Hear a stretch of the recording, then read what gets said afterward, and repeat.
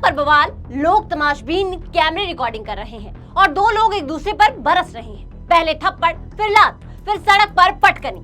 लेकिन इस viral video का सबसे बड़ा ट्विस्ट अभी बाकी है, क्योंकि लड़ाई करने वालों में एक शख्स ऐसा है जिसकी वर्दी कानून की रक्षा का वादा करती है और दूसरा आपको कानूनन न्याय दिलाने का वादा करती है। कानपुर में खाकी एक बार फिर सवालों के घेरे में है। देखिए ये पहले वीडियो, उसके बाद बताएंगे आखिर पूरा मामला है क्या।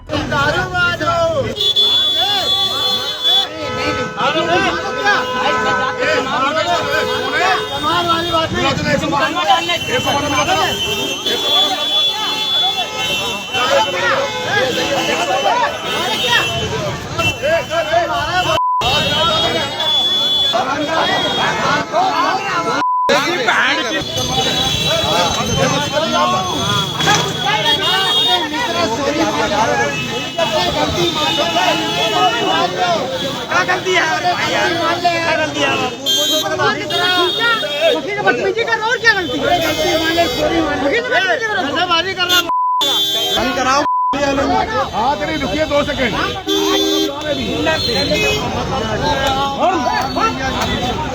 हेलो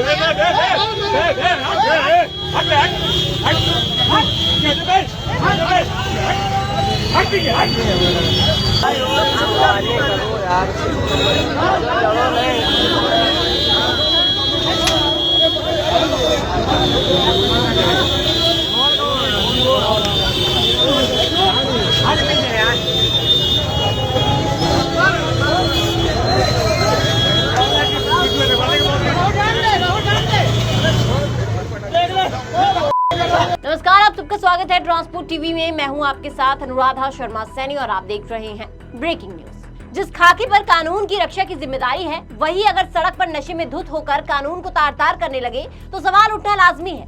सोशल मीडिया पर वायरल इस वीडियो में यूपी 112 पर तैनात सिपाही धीरज मिश्रा बीच सड़क पर एक अधिवक्ता से मारपीट करते दिखाई दे रहे हैं।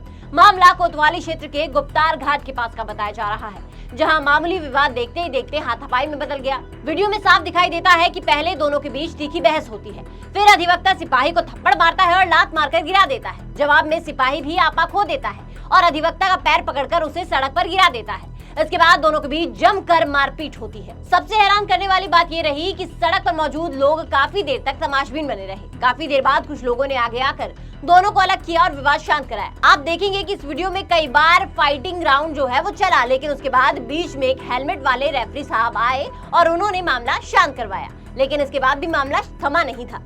वीडियो में धीरज मिश्रा के साथ एक अन्य सिपाही दुष्यंत भी दिखाई दे रहे हैं, जो विभागीय रिकॉर्ड के मुताबिक लंबे समय से गैर हाजिर और पहले से ही निलंबित चल रहे हैं। शुरुआती जांच में धीरज मिश्रा के नशे में होने की बात सामने आई है। मौके पर मौजूद लोगों ने भी ये दावा किया है। हालांकि कई लोग ये कह रहे हैं कि अधिवक्ता साहब ने भी नशा किया हुआ था। हम इन दोनों में से किसी भी बात की पुष्टि नहीं करते हैं, क्योंकि इसकी अभी जांच सामने नहीं आई है। वीडियो वायरल होते ही पुलिस विभाग हरकत में आया। क्या कार्रवाई इस पर हुई बताएंगे आपको, लेकिन उससे पहले एक जरूरी जानकारी। ट्रक हो या बस, टैक्सी हो या ऑटो, छोटा हाथी हो या पिकअप, इन सबका बीमा सिर्फ और सिर्फ ट्रांसपोर्ट मॉल से।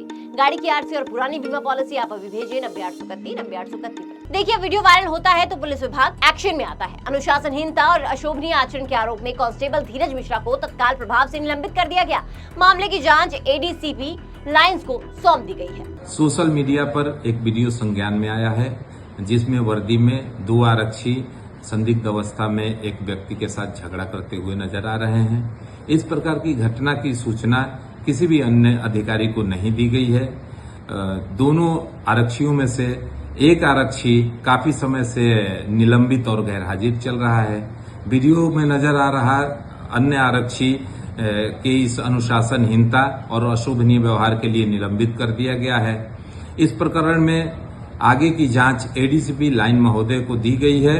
दोनों पक्षों के बयान के आधार पर जांच करके मुकदमा दर्ज कराया जाएगा। अब पुलिस का कहना है कि दोनों पक्षों के बयान और उपलब्ध साक्ष्यों के आधार पर आगे की कार्रवाई जो है वो की जाएगी। लेकिन सवाल यही है कि जब कानून के रखवाले ही सड़क पर कानून हाथ में लेते नजर आएंगे तो आम जनता और सड़क पर चलने वाले रोज के ड्राइवर भरोसा किस पर करेंगे? कानपुर की इस घटना ने एक बार फिर खाकी की कार्यशैली पर गंभीर सवाल खड़े कर दिए हैं। हालांकि इस मारपीट की असली वजह अभी तक साफ नहीं हो सकी है और मामले की जांच जारी है, लेकिन वजह चाहे जो भी हो, एक अधिवक्ता और कानून के रखवाले का बीच सड़क इस तरह हाथापाई पर उतर आना कई गंभीर सवाल खड़े करता है। कानून की जानकारी रखने वाले और कानून लागू कराने वाले दोनों से संयम और जिम्मेदार व्यवहार की अपेक्षा की जाती है। अक्सर जहां सड़क पर खाकी वर्दी और ड्राइवर्स के बीच कहासुनी के वीडियो सामने आते थे, अब ये वीडियो भी सामने आया है जहां पर दो कानून के रखवाले आपस में ही भिड़ गए। अब सबकी नजर जांच पर है, जिसके बाद साक्ष्यों और दोनों पक्षों के बयानों के आधार पर आगे की कार्रवाई की जाएगी। लेकिन आपका इस वीडियो के बारे में क्या कहना है, कमेंट सेक्शन में जरूर बताइएगा। साथ ही ट्रांसपोर्ट टीवी देखने के लिए आपका बहुत बहुत शुक्रिया। ऐसी वीडियोस के लिए आप हमें फेसबुक और एक्स पर फॉलो कर सकते हैं। नमस्कार। मैं पिछले 15 साल से ट्रांसपोर्ट लाइन से जुड़ा हुआ हूँ और पिछले 15 साल से मुझे सबसे ज्यादा प्रॉब्लम इंश्योरेंस बनाने में आती थी, जो अभी पिछले 2 सालों से नहीं आ रही है, क्योंकि पिछले 2 सालों से मैं ट्रांसपोर्ट मॉल से इंश्योरेंस करा रहा हूँ, जिससे मुझे 5 प्रकार के फायदे हैं। ट्रांसपोर्ट मॉल से इंश्योरेंस कराने के 5 प्रकार के फायदे हैं। सबसे पहला फायदा कि मुझे अदर्स सारी कंपनियों से ज़्यादा डिस्काउंट ट्रांसपोर्ट मॉल पहले ही दे देता है, बार्गेनिंग नहीं करना पड़ता। सेकंड फायदा, सही पॉलिसी ट्रांसपोर्ट मॉल देता है। थर्ड, IMT 23 जैसे अन्य फीचर्स वो हमको अच्छे से समझा के बताता है कि सर आपको क्या लेना है, क्या नहीं लेना है, 15 लाख का एक्सीडेंटल बीमा लेना है, नहीं लेना है। IMT 23 कई लोगों को ये पता ही नहीं होता कि ये होता क्या है, लेकिन वो हमको इसके बारे में बताते हैं कि क्या है ये फीचर्स, इससे क्या फायदे हैं।